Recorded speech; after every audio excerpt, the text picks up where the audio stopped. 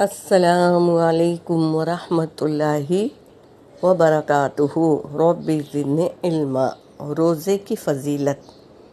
حدیث پاک کا مفہوم ہے، نبی کریم صلی اللہ علیہ وسلم نے فرمایا، جنت کا ایک دروازہ ہے جسے الریان کہا جاتا ہے۔ قیامت کے دن اس دروازے سے صرف روزے دار ہی داخل ہوں گے۔ پکارا جائے گا، روزے دار کہاں ہیں؟ وہ کھڑے ہو جائیں گے، روزے دار کھڑے ہو جائیں گے، ان کے سوا کوئی دوسرا اندر داخل نہیں ہوگا۔ جب یہ لوگ داخل ہو جائیں گے تو دروازہ بند کر دیا جائے گا، پھر اس سے کوئی اندر داخل نہیں ہوگا۔